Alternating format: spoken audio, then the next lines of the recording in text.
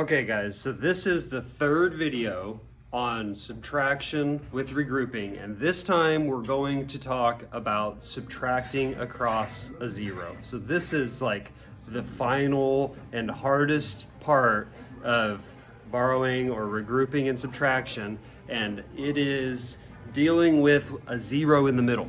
So this is what I mean by that. You might see a number like this, 704, that has a zero in the middle, and you might need to borrow. So maybe we're subtracting 306 from that, okay?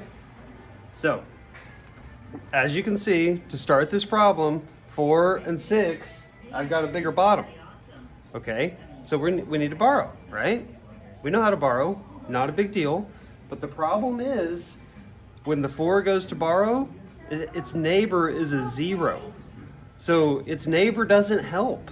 It can't give the 4 anything to help. So we have to go even one step further, and we're going to start by having the neighbor borrow from his neighbor, okay? So it's important that you see that we're always only going one neighbor over. One neighbor over. The 4 wants to borrow, it can't.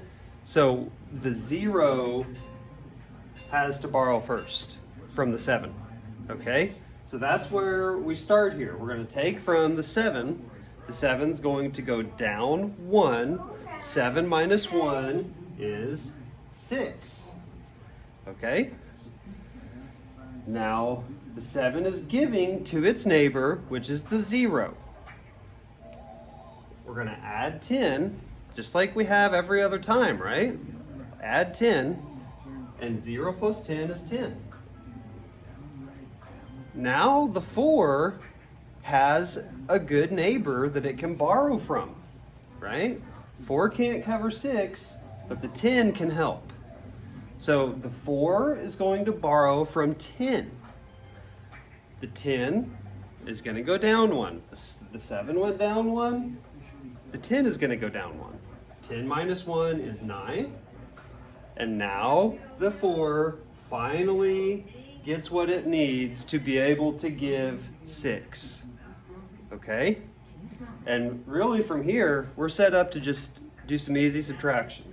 So 14 minus 6. I'm going from 6 to 14. 10 is in the middle. I know from 6 to 10, that's 4. From 10 to 14, that's 4 more. That's 8. 14 minus 6 is 8.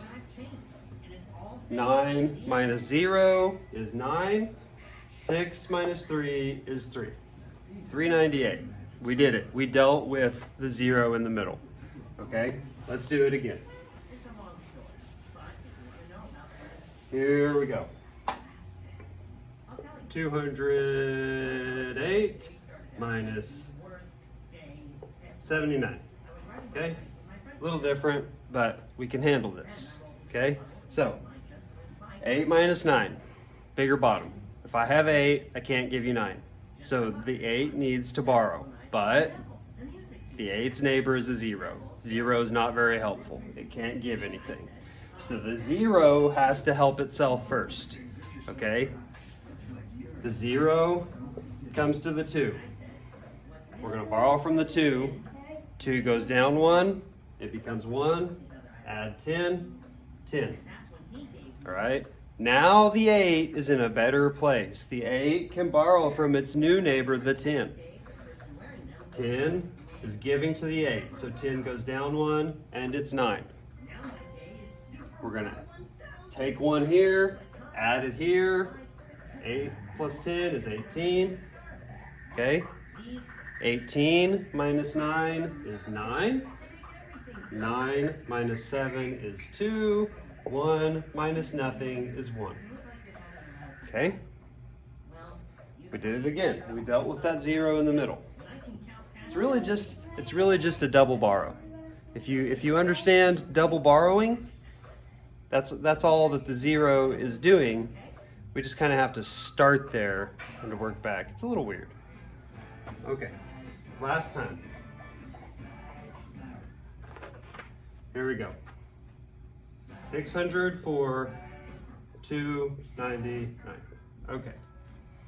Definitely gonna have to do some regrouping here. A lot of bigger bottom happening. 4 minus 9, bigger bottom. Okay, can't give you 9 if I only have 4. So the 4 needs to regroup, it needs to borrow, but its neighbor is a 0. So first that 0 has to help itself. That's really the first step. The 0 comes to the 6, takes 1 away. 6 minus 1, we've got 5.